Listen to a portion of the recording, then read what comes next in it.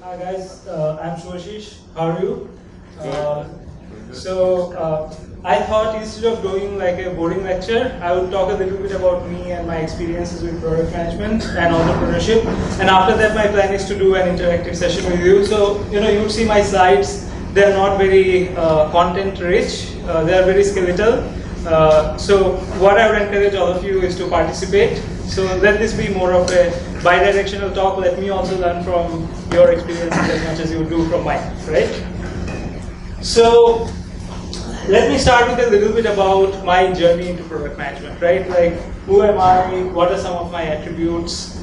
As you can tell, I belong to the tech industry and the science community. I also talk about my qualities as an attribute. So I started as someone who was very interested always in liberal arts. So, right through my childhood and I would say adulthood, I was into writing, into poetry, reading, writing prose as well, into music composition, filmmaking even, right? And my first tryst with entrepreneurship actually came through filmmaking. Because I was making a film when I was not even 20. And this was like pre-digital era. So you couldn't shoot a film at 4K video with an iPhone, right? You actually needed to edit using very expensive editing processes which were not softwares at the time. So you actually needed real money to make films at the time, right? And I didn't have money to make the film. So I had to go to a lot of businesses and I had to find out ways how I could convince them to give me money. And the way I convinced them in giving money was, I'll have a scene in the film in which there is a student and then that student is getting a PC delivered from a PC, shop. And you can see the name of the shop. Then there is a scene where somebody is reading a newspaper and you can see what is the name of the newspaper, right? So when I was a teenager, I sort of found out ways by which I could raise money for something that I wanted to do by also creating value and sort of market opportunities for other people, right? I also sort of approached product management and entrepreneurship from the perspective that I wanted to solve my problems. And I wanted to build products and start ventures which would help me solve my problem and in the process also have a multiplier effect. That is not just solve problems for me, but also solve problems for other people who are like me and who have similar problems. So one of the biggest problems I faced while I was making a film was, to get everyone, like I wrote a script and I wrote the screenplay, but I was not terribly good at editing. I was not good at cinematography. I struggled with finding an actress. There were lots of problems, right? So anytime you do like a complicated venture which requires a lot of different disciplines, people from different places to come together, you sort of need a framework, you need sort of a network, and that is hard if you are an independent person. So I founded a thing which is called Open Cinema Foundation. So it was founded on similar principles as the Free Software Foundation, started by Richard Stallman. So the idea was, in Open Cinema Foundation, whether you are an actor or whether you are a writer or whoever you are, you could upload your content and I could use it as long as I give you credit for it. Everything is under Creative Commons, right? So this was a platform where artists and filmmakers and producers, everybody could come together. So it was not like an organized industry. It was like a multi-party sort of community, right? So as I was doing these things, I was really deeply into sort of creative arts. I soon figured out that my joy and fulfillment lied in actually shipping things, shipping tangible things, working with a lot of people, finding ways to make things happen. Around that time, I read a book which is called From Pepsi to Apple. It's a book which John Scully, the ex-CEO of Pepsi and the ex-CEO of Apple, he wrote the book to justify why he fired Steve Jobs, right? And 550 or 70 pages of the book, you go through it and then you ask the same question, like, where did you justify in firing that guy, right? But more than that, when I read that book, I really liked that idea of being a product visionary. Before I read that book, and I was a teenager then, I had no idea who's a product manager, or even the fact that product manager is a job. I didn't know I could do that job because I didn't know that job existed, right? But as I read that book, I figured out there was a thing called as a product visionary. Somebody who envisions a product, somebody who probably doesn't code, but who sees through the fact that a certain product gets launched. And that was sort of the germination in my mind when I started thinking that one day I want to be a product visionary, right? I studied computer science and majored in computer science, and I entered the industry. I joined a company called as NetApp. Then I worked at EMC, and I have a friend from EMC who's sitting here. He was actually my teammate. So, great guy, you guys should know him too. When I entered the data storage industry, what I realized is data truly is like the fuel for this century, right? There was a time when oil was incredibly valuable. So anybody who worked with oil became rich. That's largely true today too, right? But today, if you look at the market caps, ExxonMobil is like $375 billion, right? Apple is over $1 trillion. Amazon reached $1 trillion just a few days back, less than a week. So when I entered the data storage industry, what I realized was times have changed. Data is really fuel for this generation, right? And I never wanted to leave that industry. So through subsequent jobs, I worked in NetApp, I worked at EMC, then I worked at Pure Storage, and now I work at Google, right? Through all these jobs, I ensured I always worked with data products, right? Because one thing with data is it is exploding like crazy. Like even now at Google, how much data we have, it actually doubles every 6 months. And how much data we have at Google is massive. Like I can't actually tell any numbers, but it's the kind of data that you guys don't even think exists in this universe, and we never say it, right? Nobody says. So one good thing that happened, because I never changed my domain, I always stayed with data, right? Is that 13 years into my career and 13 years working in data storage, I sort of became, it's a very egoistic thing to say I'm an expert in data storage, but I would say I have domain expertise in data storage, right? So anything that you talk about data storage, I have some idea what you're talking about. I know the market, I know what is the TAM, what would be the Samsung if you want to launch a product. I know who are the big players. I know how to sell a data storage product. What are the markets? How do you target, right? So what I feel is if you change your domain a lot, that may be a good thing because you stay creative and you do like net new things a lot, right? But sometimes that also doesn't form that that specialty or that intuition in you unless you stay in a domain for quite some time, right? And it was around this time that I started considering like serious business ideas. Like Open Cinema Foundation was a non-profit. It was not launched for money, right? It was there because I wanted to solve a problem for me, and hopefully for others too. But it is around this time that I really started understanding how you generate a revenue model, how your product can make money, and I started a company which is called Itoji.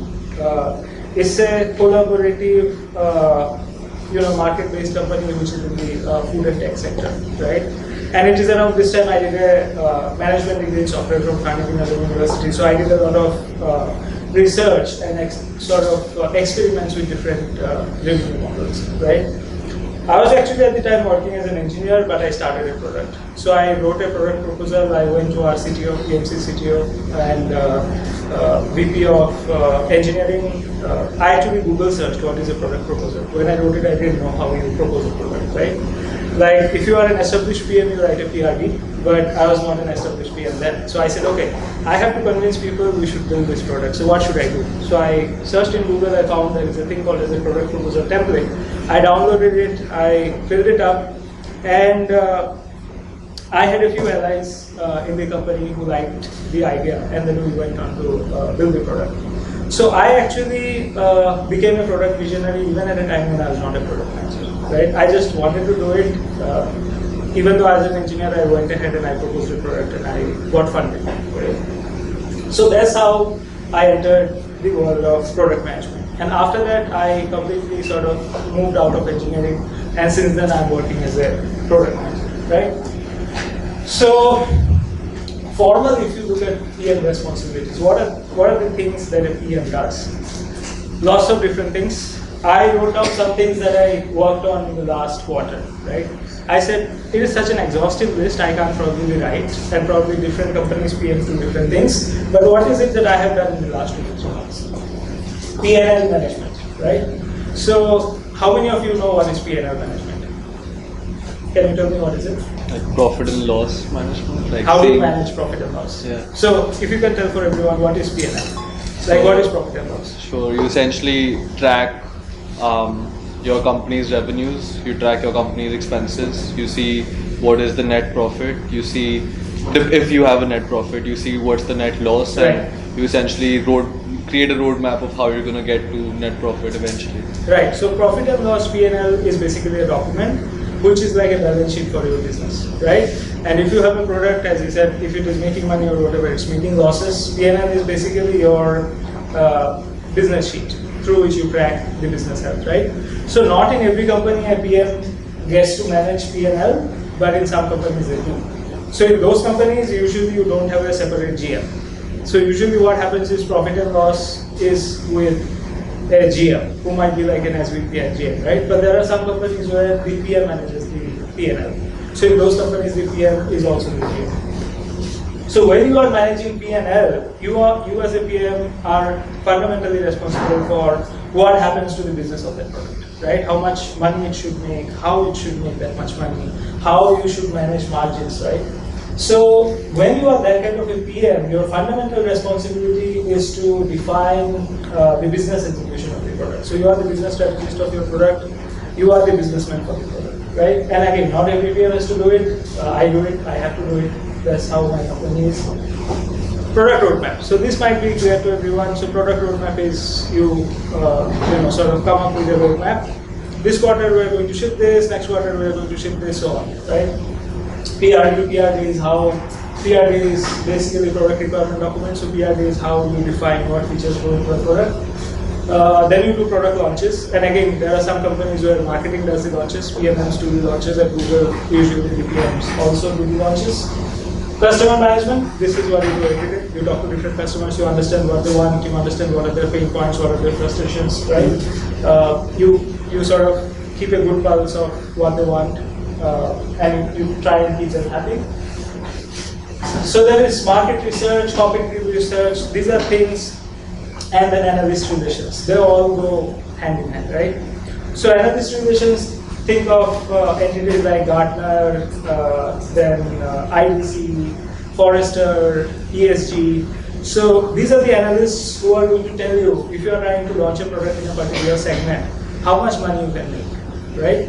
How much money other competition is making. So your competitive research can start from analyst relations.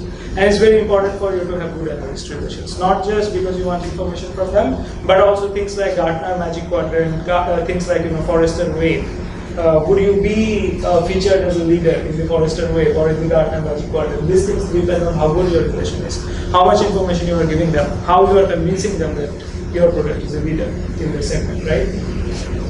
Acquisition and investment research. So this is again, this may not be true for every PM and every company, but in the last couple of companies where I was a PM, I also had to do some research, and I had to do some consulting to our investment arms and our acquisition arms, right? Because as a product manager, you also need to decide whether to build or to buy, right? Is building more expensive or is buying more expensive? Is building more strategic or is buying more strategic? Like if it will take me 2 years to build something, am I going to miss the market? Or would I rather acquire something? Is the price good enough, right? So even this is something, so this is again, classically I don't think this is taught in like MBA schools. PMs don't think they will have to do acquisition until they become PMs, and then you realize, oh, this is also something. Because whether you build a product or buy, there's a smart choice that you have to make, right? Working with engineering, UX, documentation, release management, so these things are pretty straightforward. You understand you have to do it.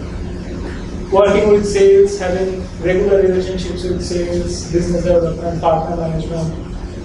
Partnership is another thing. So I mentioned build versus buy. Likewise, whether to build or to buy or to partner. That's the other option you have, right? So you can say, I'm not going to build, I'm not going to buy, I'll just partner. For example, say I am a primary storage company. I do not offer any backup, right? But I cannot get any customer to come and join and store their data with me unless they can also back up their data. So instead of me buying a backup company which might cost me $1 billion to buy, or instead of me building a backup product which might take me 4 years to build, it's a very complex product. It's this storage of last resort. Like if your backup product uses your data, you have no data. All your backup is gone, right? So it might be smart to just partner with a company. and say, hey, these are my APIs, these are my storage APIs, and let's just partner, right? And that's what all like pragmatic companies would do. Working with finance, legal, PR, when you are trying to launch something, when you are doing any communication, writing blogs, posts, communicating with your customers, you need to go through legal PR, you need to ensure that there are no legal liabilities or exposure, right? And in terms of public relations, you are not going to cause a disaster.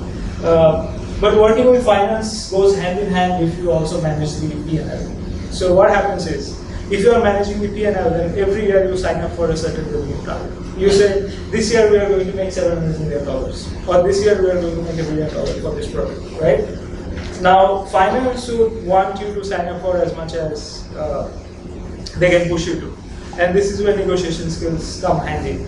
So as a PM, it is your duty. So finance may run, they might have their own models, and they can say, oh, last year we did 500 million, we are growing like, we should grow 2x, we have to compete with company XYZ, look at where they are, look at where we are, shame on us, we should be 1 billion next year, right?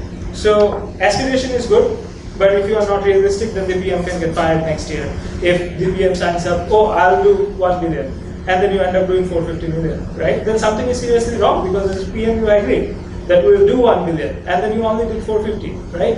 So working with finance is can be a challenging thing unless you can back. So what should happen is you should know your data better, and you should know your business better than finance people do. It is actually the case. Every PM knows their product and their business better than the finance people. But yeah, sorry for interrupting. My name is Dennis. Hi, Dennis. Just a short question here regarding this PL structure, because I don't understand fully, but so it means like every product within Google has its own. Is it like a separate identity as well, or how is it I can't set comment up? about every product in Google. I can comment about my product in Google, and definitely a subset of products in Google. So Google has products which make money, right? Which have this revenue model. There are some products which are free products, right? Now, for products which make money, you need to track how is the product doing business-wise, right? So what you do is, there is a cost of running a product, which could be like the compute cost, storage cost, networking cost, plus the money that you pay to developers, to the site reliability engineer. So there is a cost of running a business. That's your cost, sales cost. Yeah, right? but it means like the product is like a business by itself. Yes. It's also a legal identity by itself. Yes. So if you have a P&L, it's basically a business by itself. Yeah. So you have a P&L for a startup, you have a P&L for a company, likewise you have a P&L for a product. Okay. Right? And you have, usually what happens, in some other companies where I work, where individual products didn't have a P&L, a product portfolio had a P&L. Yeah. So there would be 3-4 products clubbed together. But maybe in some companies, if a product is very big, if you have a product which is making millions of dollars, then you need to treat it as a business. Getting back to my point with finance, right? The main thing I want to say is finance people will always have their models. You need to have your models. And you need to be grounded in reality. Your estimation should be more precise than anyone else, because you are the product owner. Nobody has more business than knowing about your business than you, right? So that's something which becomes very important, especially if you go to a position where you have to manage P&L. Because then at the end of the day, your success or failure is not measured by how many products you launched, how many speeches you gave, right? Or how many customers you acquired. Your success or failure is measured by, okay, at the beginning of the year or at the half yearly point, this is how much I said the business will make. Did it make anywhere close? Or did I exceed? Or did I fall back, right? So you may have been an excellent product manager, but you just made a wrong assumption about how much money you will make. And that might be enough to kick you out of the company, right? So this is why, like, if you are a CEO too, and product managers in some companies are like mini CEOs, right? You may be excellent, and you might be doing a great job, but if the business is not doing great, then you may have to leave, right? So it's very important, therefore, to have a very realistic estimation. So just like this, these are the things I said I did last quarter. So I thought, okay, if we look in terms of different functions or different constituencies, what are all the different constituencies that a PM has to work with, right? So you have customers, investors, press and media, marketing, sales, business development, legal, PR, finance, they're your ally, right? Same way you have analysts, you have other PMs, PM leadership, board members. So every quarter you may have to give presentations to board members and tell them what you are doing, right? So if you look at the whole PM land, there's a whole bunch of things happening. Like a PM could be a very stressed out person, or a PM could be at least a very, very busy person, right? And nobody might know how many other people you are working with. People might be thinking, what the hell this guy does? Like last time he wrote a PR, he was like 6 months back, right? I can bet this guy is doing nothing. Because, your email may not be an open inbox. Usually it is not, right? So people may not know what you're doing, but you might be, working with all these people. What this also means is you have to be a very good collaborator, right? And you have to be a really good cross team player. You have to somehow juggle all the balls. So now I come to this slide, which is I actually saw this kind of after I made my slides, I saw this kind of a diagram with product school. I don't know if product school has the same things written. Probably not. Yeah, not right. Yeah, but my understanding after working in product management for some time is to be a good product manager, you need a combination of all these three things. You need liberal arts, right? Communication. If nothing else, communication. If you understand design, awesome, right? Even if you don't understand design, but if you understand fashion, if you understand trends, if you understand art, if you are connoisseur to some degree, it will help you tremendously. Because there is, so many times you might have an awesome product but bad UI, and only because of the bad UI, nobody used your product. Because nobody might know like your algorithms are better, your infrastructure is better. If the UI sucks, you may never use it, right? So I think to some degree, liberal arts, and definitely in communication, like if you send out a launch email, or if you send out communication, and if the language sucks, it's very bad, right? Business, of course, and then domain expertise, right? So I feel an ideal PM should have a confluence of these characteristics, right? So attributes of a good PM: empathy. You need to understand what you're. Yeah. Sir, I have a question. My name is Monica. I saw a lot of things, like a very big list of things there, but Yeah. I was confused about what do you have to prioritize there? I mean, So one thing is you have to work with a lot of people, Yeah. and then if you say what you have to prioritize, first thing is you have to prioritize your time. Second thing you have to prioritize is your energy. You don't have infinite time, you don't have infinite energy. In terms of literally what you have to prioritize features. Like what features are good. I mean, how is a product manager like measured by? Which is like your top performance indicator? Yes, so I would say product management is a very diverse job description in different companies, right? So as I said, if you own a P&L in a company, you might be measured by your business success. If you do not own a P&L in a company, you might be measured by how many features you launched or how many products you launched, right? In some other company, if it's very hard to align like leadership, engineering leadership and product leadership and business leadership, right? Your success may be judged by how you get people to agree, how you get people to have consensus, right? So different companies have different yardsticks for what constitutes success for a product manager. So it's very important when you go to a company, talk to people, right? Talk to people, find out people who came before you, why they got fired, or people who came before you, why did they succeed, right? Find out successful people, find out failures, and find out what worked, what didn't work. Because the expectations could be different in different companies. But I'll talk about some frameworks for success, because the talk is about how to succeed, right? I'll talk about some frameworks later. One thing to keep in mind is there are some things which you can do. There is a framework to succeed. It doesn't matter what is the expectation from a PM. If you have a certain framework in mind, if you do certain things a certain way, doesn't matter which company you will end up, chances are you will be a successful product manager, right? So coming back to the attributes, right? Empathy, vision, passion, responsibility, people skills. Look at this slide. Anybody has any doubts that one of the attributes is not necessary? Yes. I mean, what's servant leadership? So servant leadership, you know what is leadership. Yeah. Right? So a PM has to be a leader because you need to take a call. So everybody can come up with suggestions. But the difference between a leader and somebody who is not a leader is the leader at the end of the day says, you know what, there are 10 ideas and maybe there is no best idea, but we'll go with this, right?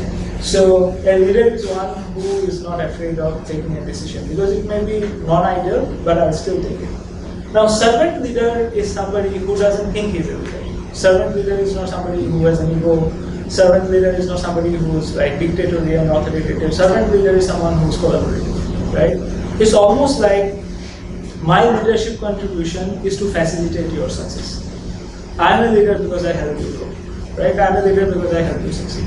If that's your mentality, you are serving others, right? So as a leader, you need to lead, but you also need to serve. What happens is in a PM job, nobody reports to you. That's the definition of a product manager. It's not a people management position. You manage the product, you don't have time to manage other people, right? So you do not have authority because nobody reports to you. So you need to work with influence. And when you need to work with influence, you need to be a servant leader, right? So I talked about authority. People who work in engineering, they may have authority because in the end engineering ships, right?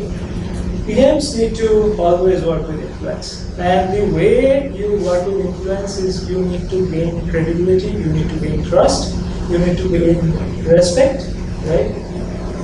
You should be like how other team members should view you, how your engineers, how your US people should view you is as a team member, right? Not as somebody who comes and distracts them from work, right?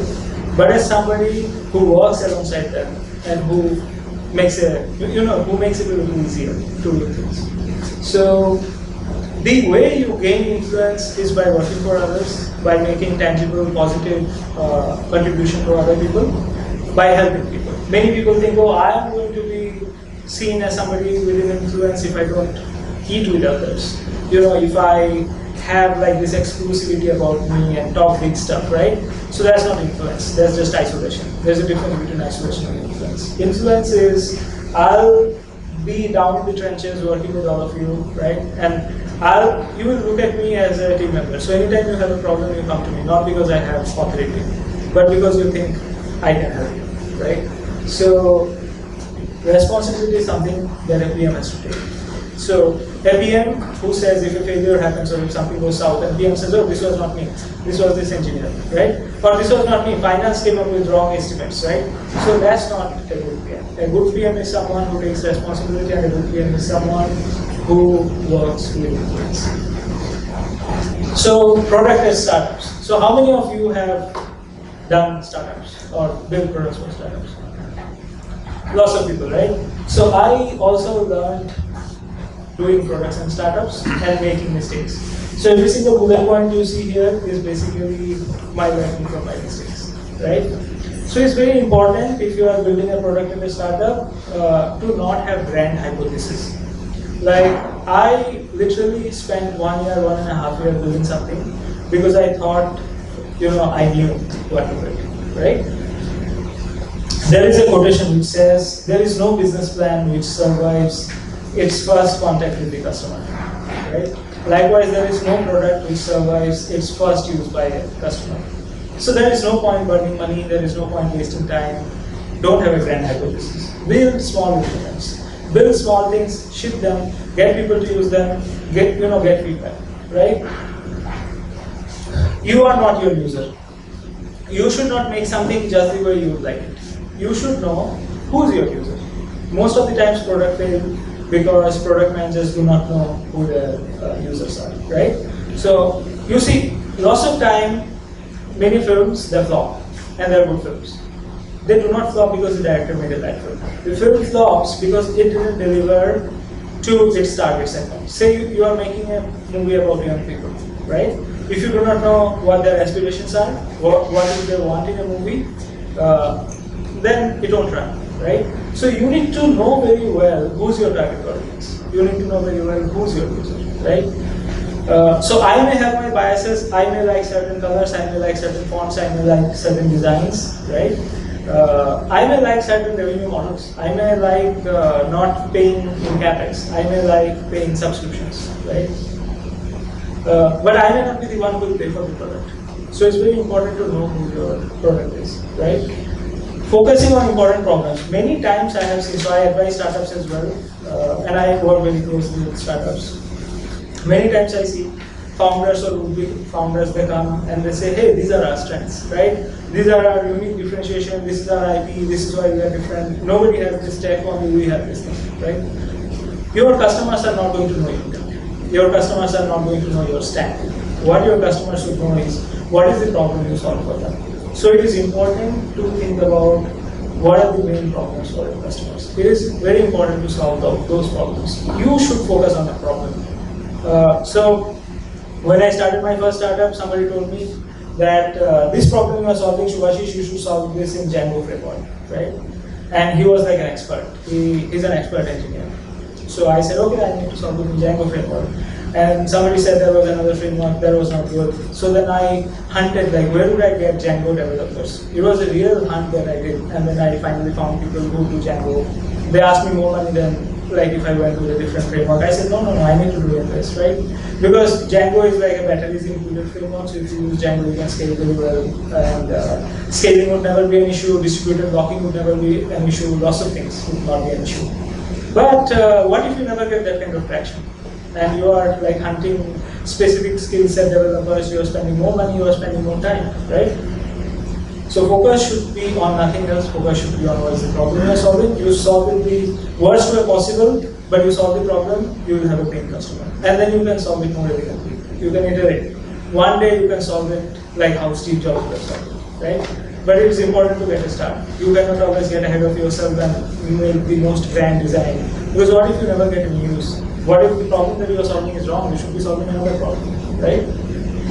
Business model. There are many startup product people who only obsess about the product.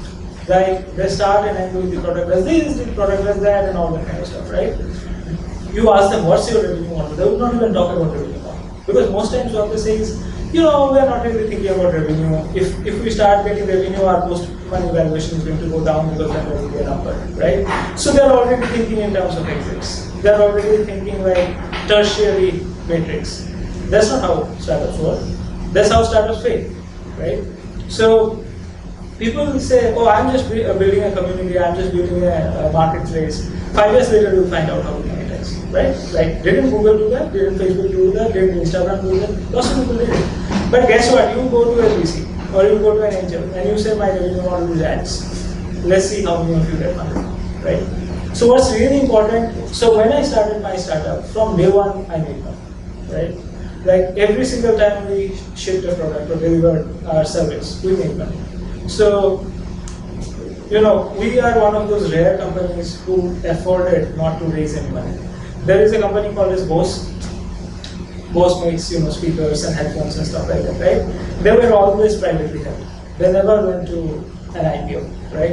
And after the owner, Bose, I forget the first name, after he died, he donated the company back to MIT. Basically, all the proceeds from the company, all the profit goes to MIT, right?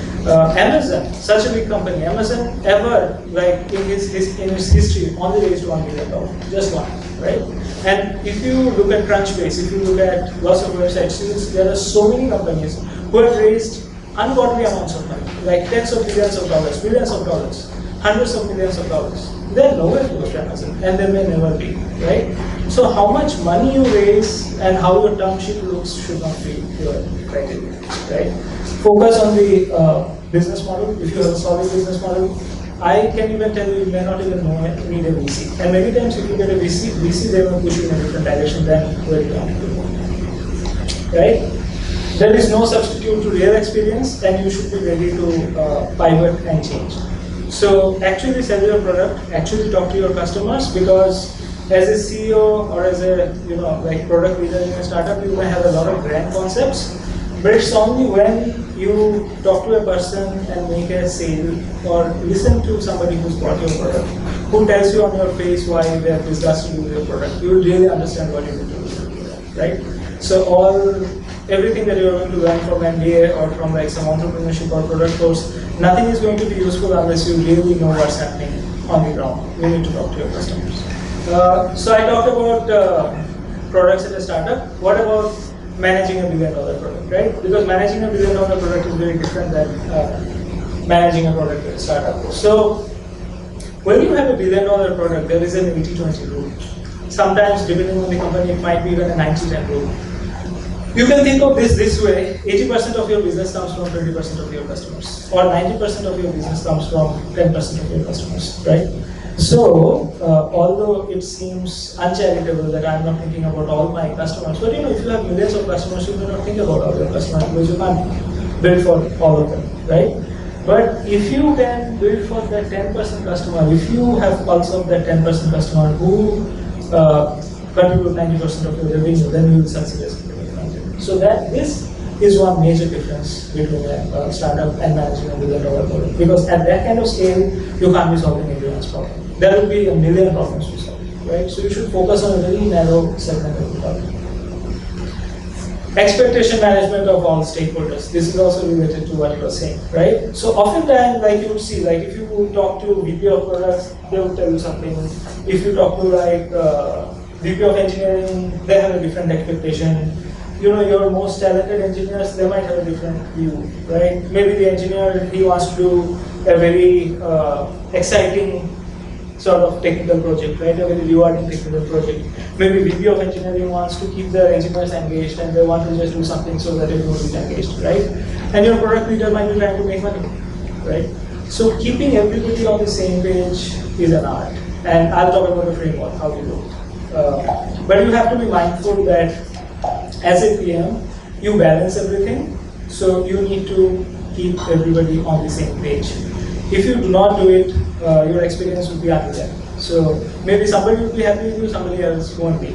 But more importantly, people might have different expectations of a situation, and that can cause a problem, right? So biggest revenue blocker as a big company, as a big product, as a $1 billion product. One of the advantages that you have is you don't have to hunt for what should I do next, because your sales team will tell you that this much revenue is blocked on this feature, that much revenue is blocked on that feature, right?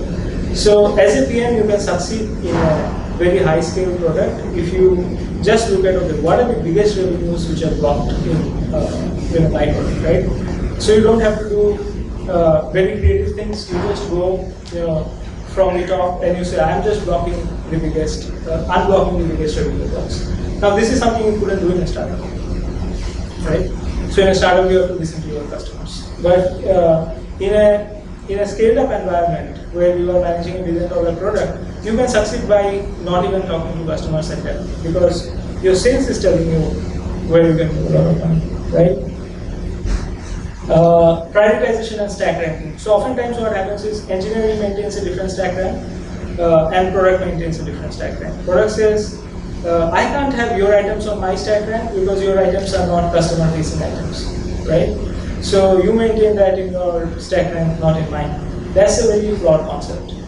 The reason is nobody should do anything which in some way, shape or form doesn't impact customers, right?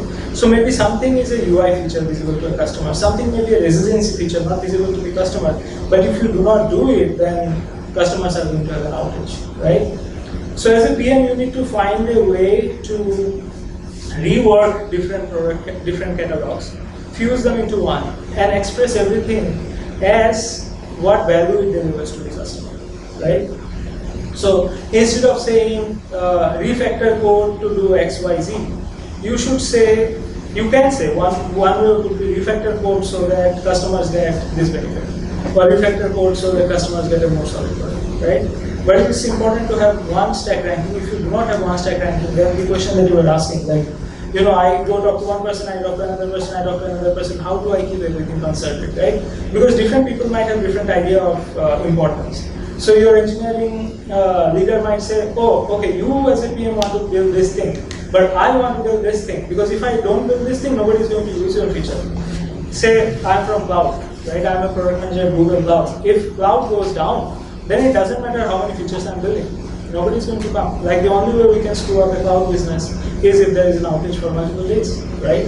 So the engineering leader might say, I don't care about your, backlog, because for me, what matters is resiliency. What matters for me is reliability. Where is that in your backlog? Show me an item where your number one item is reliability, right? So what you need to do as a product leader is you need to ensure that everything is stack rank. There is one stack rank. The whole organization has one stack rank. If you can manage it, everybody will be on the same page. If you manage it, you don't have to manage people, right? What happens usually is engineering runs their own thing, product runs their own thing, and then there is like every quarter in the beginning of the quarter you guys talk and you guys plan. That's a shit show model. You think if you have that model, right?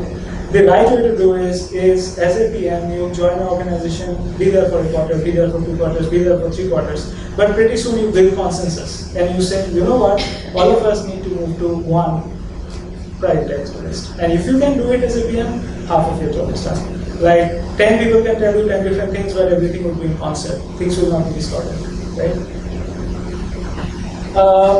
Key metrics. If you are tracking 100 metrics, I'll come to you in a second. If you are looking at 100 metrics, if you have like a dashboard and you look at like 50 different things, it's pointless because 50 different things may not be actionable, right?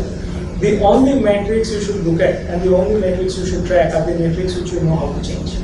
Like if I change this thing in the product, like if I drop price by this percentage, this number will grow. Or if I gave this much percentage more performance, then I'll have this many customers in the region, right?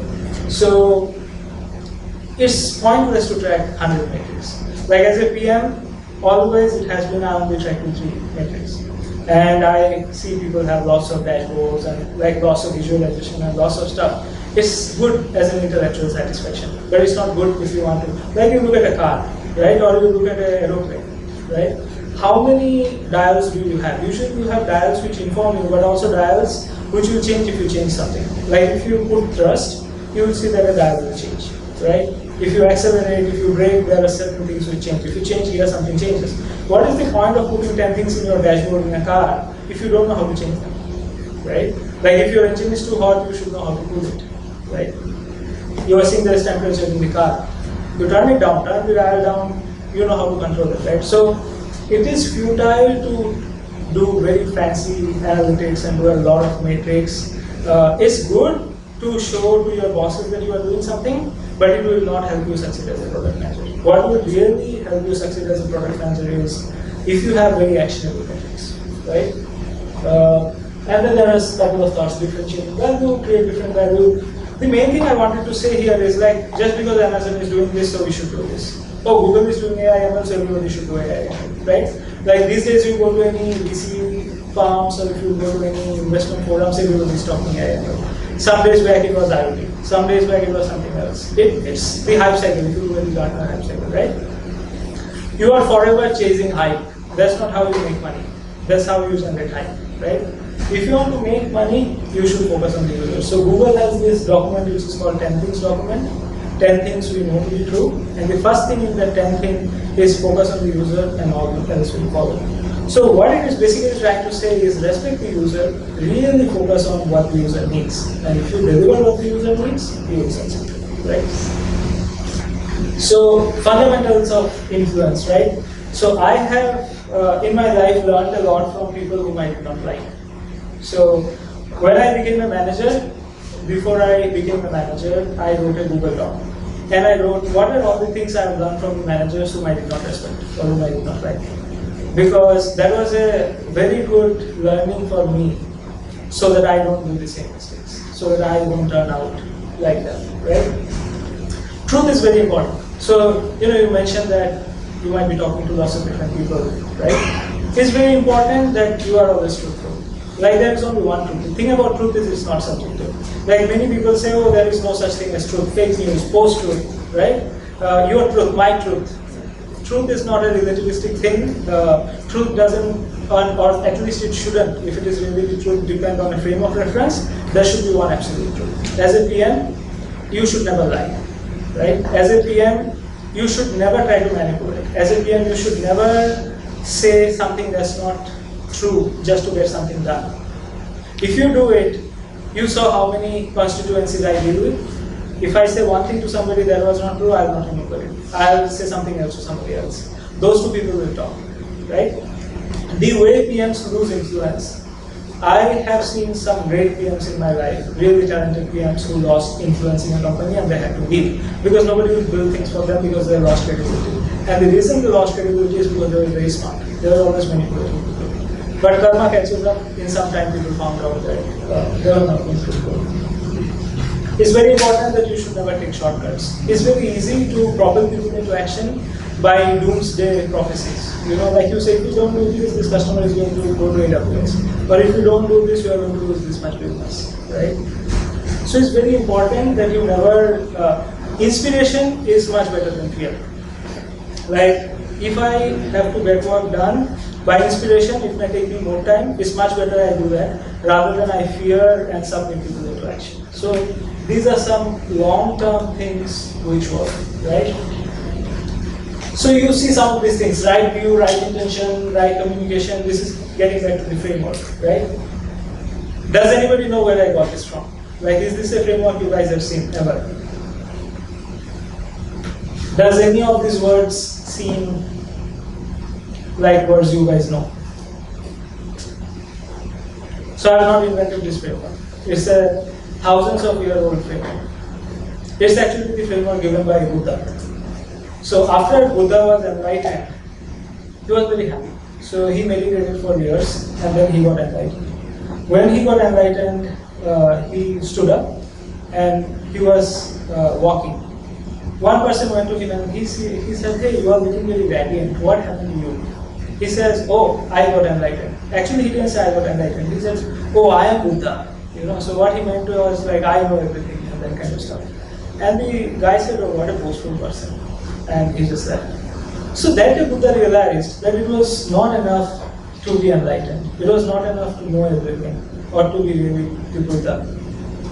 If your speech is not right, if your communication is not right, it doesn't matter what is it that you have or what is it that you want to say. Right speech is very important, right? Likewise, you would see examples where there were kings in the past who wanted to do a grand thing, but it became a disaster.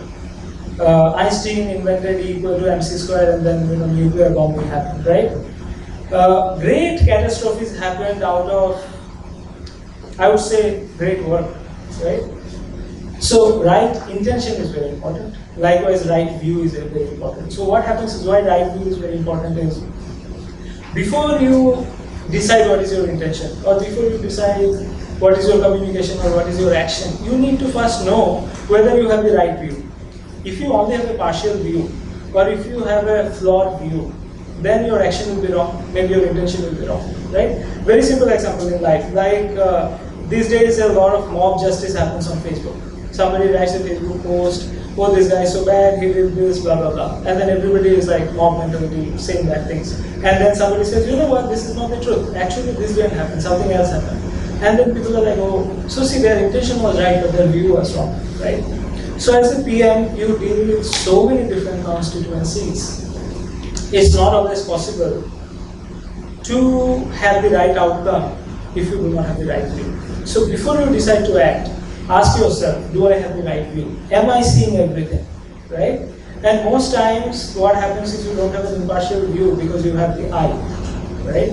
It's because you are not isolated. So what happens is maybe you are making a mistake. Maybe your decision is wrong. But because you need to defend yourself, it's a primal instinct, right? So you make a wrong decision. So your intention, view, these things are very connected. How you know your view is right? You know your view is right if in a given situation, in a given argument, you can see you there. And at that point the I and the you are separate. So if you can see this is a given situation and in this given situation, I becomes the third person and this is what the third person wants, that is when you know you have right view. So you can either learn this from me today or you learn this when you have a major disaster in product management where something bad happened. And that something bad happened because you were defensive. You couldn't isolate yourself from the decision-making process. So the only way you can ensure that you have the right view is if you separate your ego, if you separate yourself, put yourself as a third person, then you say, okay, VP of engineering is asking this. Sales head of Europe is asking this. And the product manager, not me, the product manager is saying this. So now let's see what is right. So that's sort of a test for you to know whether your view is right. Intention should be right. The intention should not be you want to win. The intention should not be people should praise you. That should not be the intention. For me as a product manager, my intention is my product should grow. And my product should make money. That's really what my intention is, right? And my customer should be happy because that's when they will spend more time and more money on my product, right? Right attention is very important. So you again mentioned that you are talking to so many different people. So I have seen a lot of zombie PMs. So like my work day is 11 back-to-back meetings, or like today I had probably 14 back-to-back meetings, right? So I see a lot of people like ghost walk through their meetings, like they would nod their head and they would be in lava land, right? But what happens is somewhere you fail as a value creator, because creativity. Many people think a PM should be creative. Now creation has already happened. The universe exists. You cannot create. You can only imitate. You can combine, right? A good PM is a combinatrix. A good PM is somebody who takes this from one person, that from another person. If you zombie walk through a conversation, if you are not paying right attention, great ideas won't enter you. You would only have your deluded ideas, So a good PM has to be an open system. Like I can get an idea from a child, I can get an idea from a fresher, like who's interning, right? But because they think everything so freshly, they may come up with such an original insight that I had never thought, right? So as a PM, it is incredibly important to be always in the moment, right? And like what I take from my spirituality, I give it to my work. So what I mean by that is I have learned to always be present in a certain given moment. So when I'm here, I'm here. And when I'm here, I'm exactly here this second. So when I'm sitting with a person and I know I have 10 more meetings that day, but I'm not thinking about anything else. I'm thinking about that moment. And that helps you generate value. That helps you get things from other people which you can then combine and make a beautiful product of it, right? And a few things about decision making. Many times, like Steve Jobs had great instinct. Probably Elon Musk has great intuition, right? Maybe you have great instinct and great intuition too. Nothing wrong. Only if you have it, it will really help you. But you need to back them up with real facts. Like if you have great intuition, if you have great instinct, work 10 times harder to back them up with data. Because what will happen is, if you are in a situation of conflict and all you have to back yourself is your instinct, you are not going to win that argument. If you are a first level PM, say you join a PM job, you are a first level PM, and you are in a conflict with the senior vice president, or you are in a conflict with the CEO, you are not going to win by trying to prove your instinct is better than you or her, right? The only way you will win is forget about your instinct if you can just back up with data, right? You asked me what's my metrics for prioritization. That's my metrics for everything. So whenever I go into any discussion, I go into any debate, I show how much money we can make, I show these are the customer segments. It's very fact driven, right? So it's great to have great instinct, but it's greater to have, or to actually do a little more extra work. Don't be complacent just because you are great or because you are smart, right? Because you are talented. Work a little more and actually gather the data so that you can back your arguments, right? Now, lots of people as PMs can't get work done, not because of any other reason, but because they suck as being good human beings. Like they are so arrogant, nobody wants to listen to them, nobody wants to work with them, and they think, oh, we became a PM, we are like driving billion-dollar products and we are coming up with these ideas and this and that, right? Guess what? You are not going to write the code. You are not going to be the guy who writes the blog post. You are not going to be the guy who's actually out in the field taking interviews and making videos, right? You are not the guy who's going to sell your product. If you genuinely fall in love with everybody that you work with, right?